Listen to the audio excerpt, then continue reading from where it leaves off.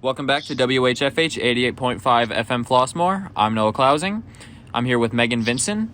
There was earlier today, there was a meeting, District 153 meeting, about masks in school. Do you think that you can tell us anything about that, Mrs. Vinson? Sure. So there was an attorney in the southern part of our state that filed a lawsuit regarding masking, testing, and quarantines. And there was a ton of parents that sent in money and, wanted to hire him to defend them. And there was a total of 146 districts that were represented in the case. And so they did two things. They filed a class action lawsuit, and then they also filed a temporary restraining order. And the judge ruled, she sent her ruling out at 4:45 on Friday, stating that she was going to deny the class action lawsuit because she called it premature. And just what that means is that they're just going to need to do a little bit more within the suit, and they'll probably just refile it after that. But she did grant the temporary restraining order. Now, this is where it gets murky, because there were specific students within the lawsuit that were named. There were also specific districts within the lawsuit that were named. And so what the judge ruled was that masking, testing, and quarantines are unlawful without due process. And I don't know if you want to go into how due process works or whatnot, but basically your rights as a citizen of this state and of this country grant you due process when someone is trying to force whatever, the mask, the test, the quarantine onto you, because Right. They have to go through that process to show, that you're a danger, or that you have, that you're spreading the virus, or whatever the case may be. And they have not done that in the state of Illinois this entire time. And so the judge did include footnotes towards the end of the document that stated any non-named plaintiffs within the school districts, right? So it says school districts conduct yourselves accordingly. And the way that it was explained by the attorney was that it's basically the judge putting other school districts in Illinois on notice, stating that, if we're making this happen for this select group of kids and this select group of school districts, that makes it illegal for everyone. Right. But what Homewood and Flossmoor did was the reasoning that they denied it and they are not following the temporary restraining order was because they were not named within the document.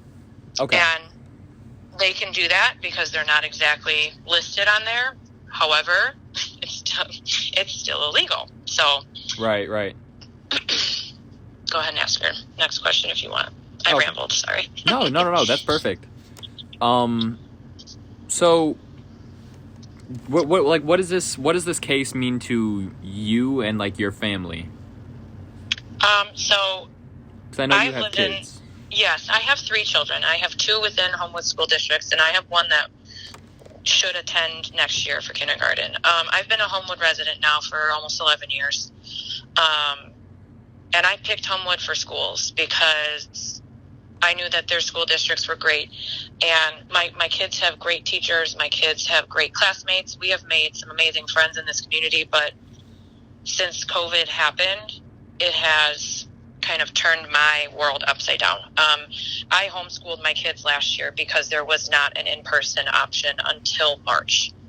I didn't want my kids on a Zoom call. I didn't want them, on computers all day, and it just didn't work for my family, and so I homeschooled.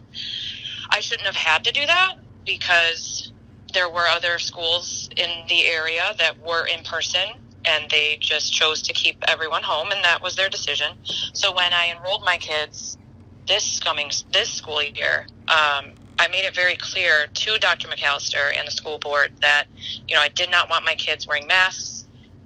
They had not made the official decision yet, and they were waiting for, the governor to release whatever executive order he was on at that point. And then, of course, they used that as the reasoning why they couldn't allow us to choose to wear a mask instead of forcing everyone to wear a mask.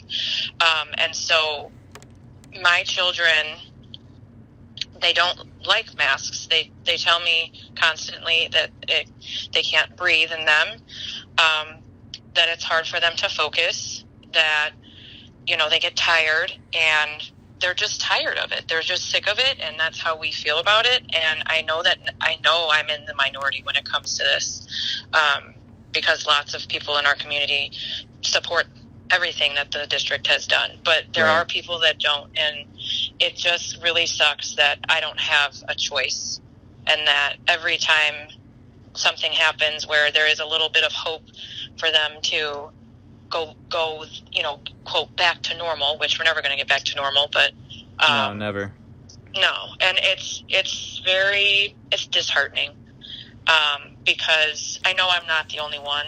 I've met many parents that feel the same way. They just don't speak up, and if this is just me starting to be the vocal one, I'm fine with that, and it is what it is. But what it means for us is if we were able to have the choice, my kids would be ecstatic. But With I don't know if we'll ever get there.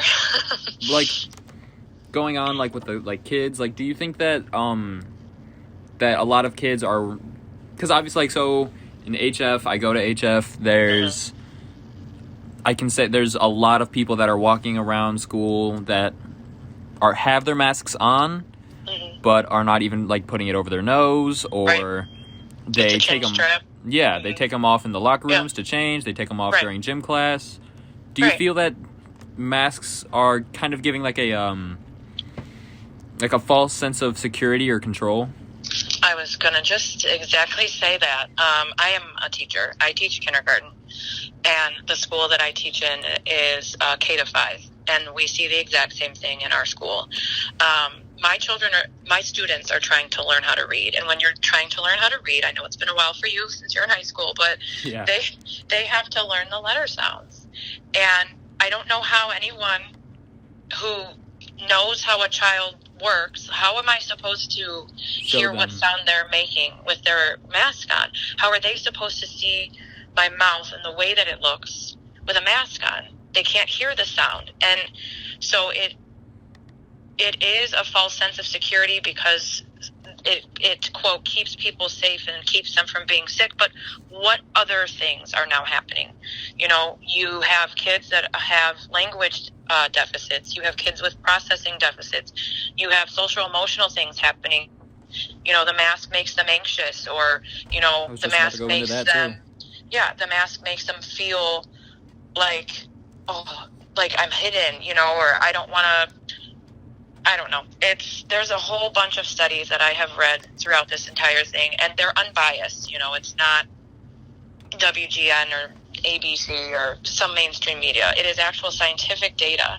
And I have also spoken with, speech and language pathologists that are seeing a huge uptick in the amount of kids that they're seeing because of masks. And I just don't know. I don't see the purpose behind them anymore.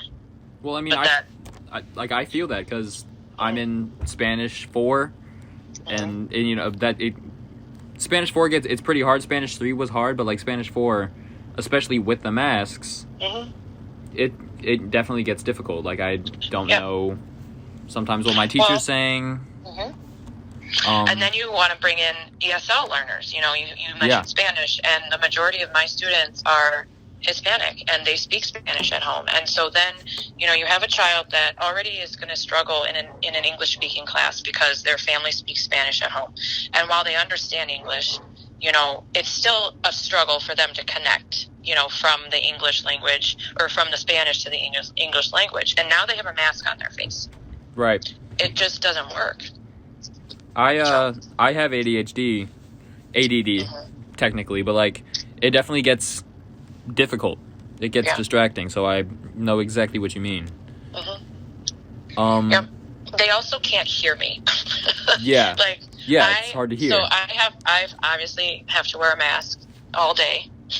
Right. And kindergartners have the attention span of a gnat, but in order to keep their attention, I'm a loud person in general, just because that's who I am, that's my personality, but my volume level when I first started teaching in August, all day long in a mask, my voice was gone at the end of every single day because I was yelling, and it was the only way that they could hear me.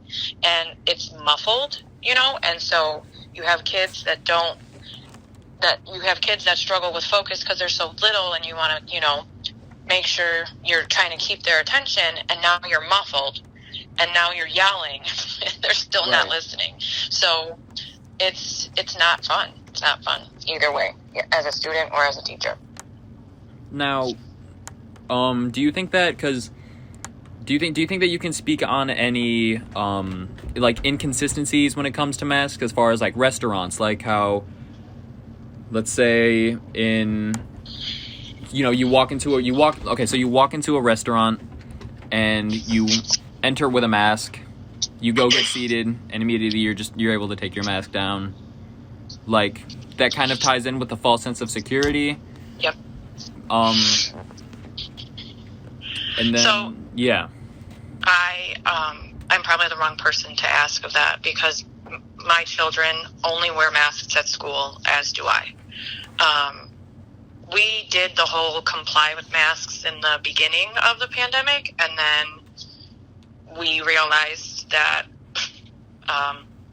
you don't have to. And so that kind of goes back into your rights and your, freedoms as an individual.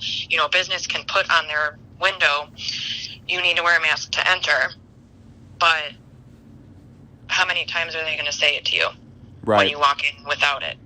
Not a lot. We have not had any issues, but it does create that false sense of, security where, okay, I'm doing the right thing. I have the mask on, and I walk into the restaurant and I sit down and then I take it off.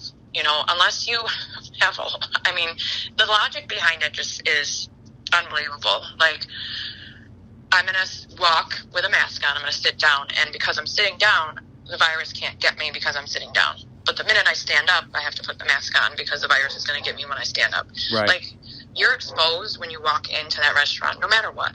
No matter where you are, no matter what you have on, 1, 2, 3 masks, KN95, cloth, whatever. Like, you're exposed because you're in a public place with people that you don't know. So it's like everyone, in my opinion, has to move past that phase of just the fear that's built into this. It's not only a false sense of security, it's that they're scared. Right. And it's frightening, because coming from somebody who has lived as, quote, normal of a life as I can through this pandemic, we're fine. I have had COVID. No one else in my house got it. So it just doesn't, and I know that it's not like that for everybody. You have people who have gotten COVID and their entire household gets it, and it's really horrible cases. It's not like that for everybody, but I just don't see the point. So hopefully I answered the question. Oh yeah, no, totally. Okay. Now, personally, do you feel like it is unlawful for the Illinois School Board of Education and the Illinois Department of Public Health to mandate these masks without due process? Absolutely. Yeah. Yes, because the thing is that it kind of goes in line with the executive orders from the governor.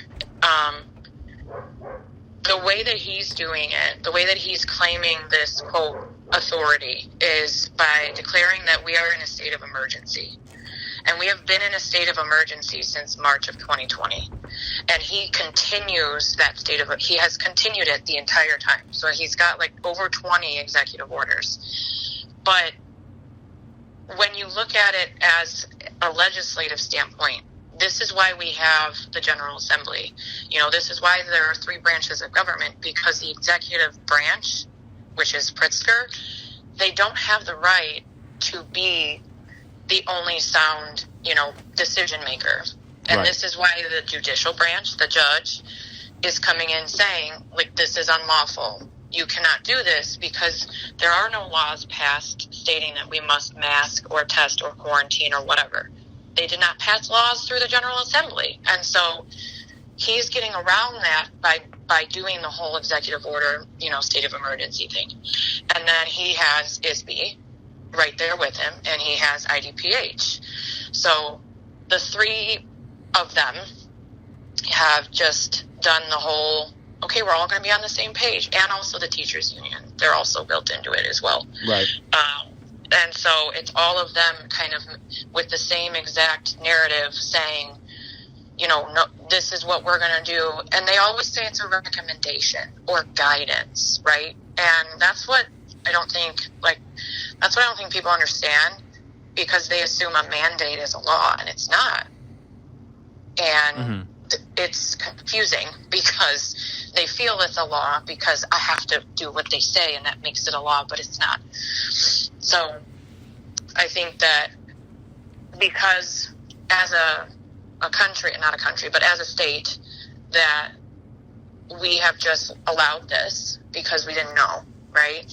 And now that everyone is kind of a little bit more educated on it, there are districts in our state that are not allowing this, because they know they can't legally do it.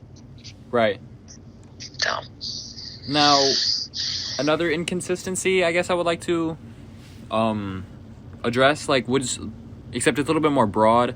So, obviously we're being, mandated to wear masks in school, but for, Sox games or, Cubs games, the Super Bowl, which is coming up real soon, nobody's wearing masks at those games, and big, huge crowds, nobody's wearing masks, but we are. Yeah, right. How do you feel about that? Oh, it makes me, I'm irate about it because it's not right whatsoever that, the NBA, the NFL, the MLB have been able to host sporting events for a very long time now without repercussions or, masking. And then that brings in the whole vaccination status, is that, in order to enter this, venue, everyone must be vaccinated. Well, we can get into that if you want, but sure. In my opinion, it doesn't really matter, because I have coworkers in my school. Every single one of them are vaccinated, and they have had COVID this year. And so that's another false sense of security, because, especially with the Omicron variant, it affects vaccinated people even more so than unvaccinated. So it's just a bunch of different moving parts that have worked for a little while, but I just don't see them working any longer. And I don't think it's right whatsoever. I don't think it's right that, thousands of people get to go sit in the Super Bowl and not have a mask on, while the children, have to remain 6 feet apart or 3 feet apart with masks on, and they're not allowed to, they have to social distance, and they're not allowed to be kids. Right.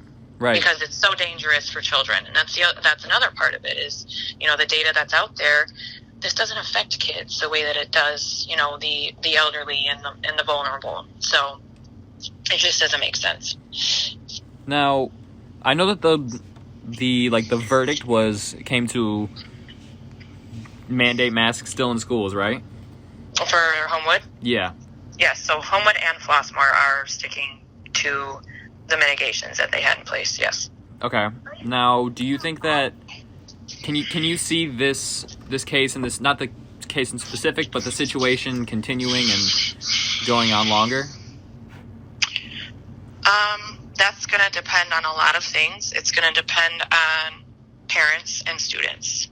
I know I'm not giving up. I'm not going to stop my fight for my own children. Right. And so I'm looking into going through the next step of things to try and get them to understand that they can't do this. But it's just all going to depend on parents and students, and honestly, it's going to depend on what happens with this case in the higher courts. Okay. And the governor and what he decides to do. So.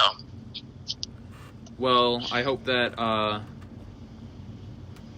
things go well. Yeah, me too. Yeah, I mean, definitely I can say things do get hard. I feel like, personally, masks, they help, but then they also don't. It's kind of a 50-50 kind of thing.